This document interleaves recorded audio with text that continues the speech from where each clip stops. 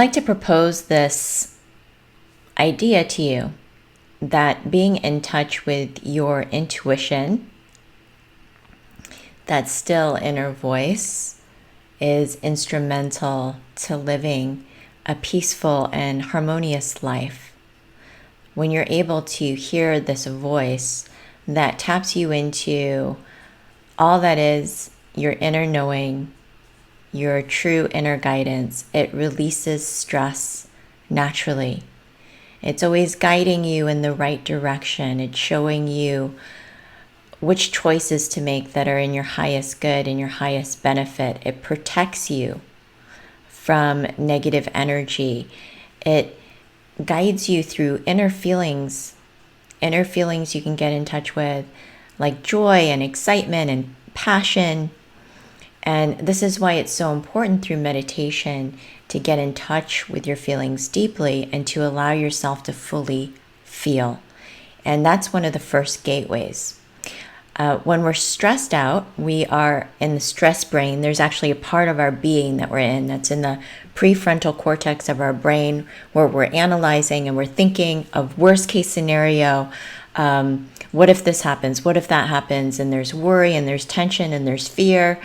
And when you're in that hyper-vigilant state, you cut yourself off from that natural, intelligent flow of energy, your divine intelligence that comes through in a very subtle, soft, quiet way. And really, we're able to hear that intuition when we become quiet and still. But how do we access that when we're in a frenetic state? We're in a heightened state of mental activity, of being really busy, of, thinking about these worst case scenarios. And that's when you need your intuition the most. And when you live from that intuitive place, that's really living from the state of meditation. When you're allowing yourself to flow in the moment, to be present and fresh in the moment. And what happens when we feel stressed and anxious? Have you noticed what happens to you when you feel stressed and anxious? The natural response is fight or flight. So those are the two most basic responses. There's also freeze. So we either, freeze up, do nothing, we run away, hide, avoid, isolate, or we act out and we bully, we dominate, we do things to get our way, we get angry, irritated. These are just some of the ways. But I would say one of the biggest blocks to connecting deeper is your resistance to stress and anxiety. So think of stress and anxiety as a buildup, a buildup of a kind of frenetic energy that's, I got to figure it out. I got to know what to do. I got to, put myself in this certain position or have certain things. And there's an anxiety that underlies that. And what happens is when we resist what we feel, we also push away our intuition. So I'm going to offer you this paradoxical way of getting in touch with yourself, which is to feel your stress and feel the fear, to welcome the fear, right? Be present with what's ugly. Be present with what feels seriously uncomfortable or disgusting or whatever it might be, dark. So if you develop that ability through meditation to stop and go into the sensation of this fear, this irrational fear that begins to take over, and you don't try to push it away, but you allow it. Because what you'll notice about severe stress is that it has a sort of cyclical movement to it. It gets intense and it has like a fiery intensity to it, right? It's really uncomfortable and the mind starts to resist and engage. So it goes into this battle and tension, and this tension gets created, and it's this tension that blocks the flow of intuition because you're caught up here at a much lower vibration. So allowing yourself to feel the stress, and number 2, become compassionate with the stress. So it's feel, let's go like this. Feel, be present, and then develop compassion for the stress, for yourself, because stress is a state of suffering and pain. We're causing this.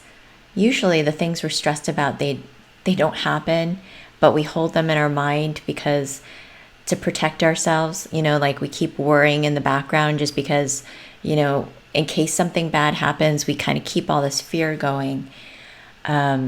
It's a mechanism. It's actually a survival mechanism. Our brain is hardwired to think that way. That's how we evolved as humans, is that we did live in stress response, and that's how we survived. So it's totally natural to have stress. Don't beat yourself up if you're going into severe stress about some small things, because we're hardwired. Our brain, we're programmed to be in this part of our brain. But through meditation, and also the approach that I teach through meditation, we can enter the relaxation response. So when you go into the relaxation response and you start to let yourself breathe a little bit deeper and relax, it sends a message to your brain to also slow down.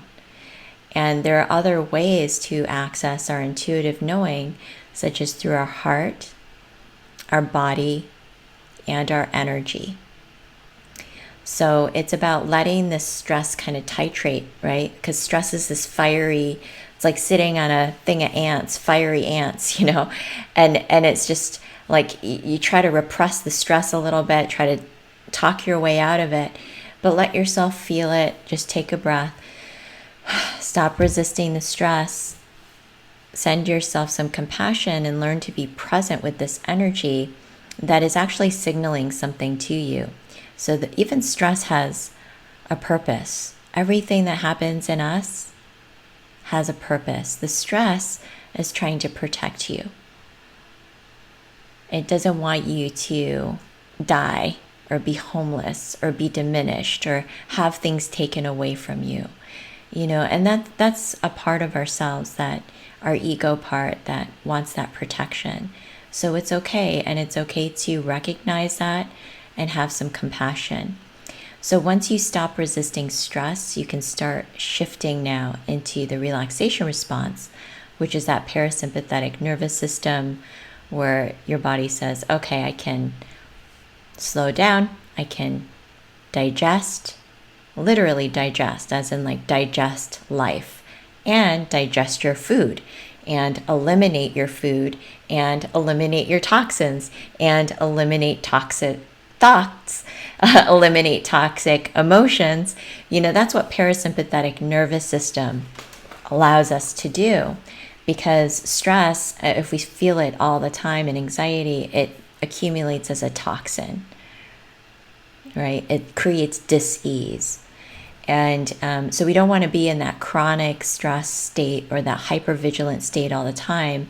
And some of us, we haven't learned to slow down. So we're like always in a momentum, always turned on, going at 100 miles per hour. And that's why it's so essential to learn how to go from 100 miles per hour to 50 miles per hour, 20 miles per hour, to being still. And it's in stillness when our brain waves go from this to this. This is what meditation helps to do, slow down those brain waves. And then in between those brain waves, we can experience a pause, a moment of stillness. And it's in the relaxation, the receptivity, that we become open to the inner guidance and allow it to flow.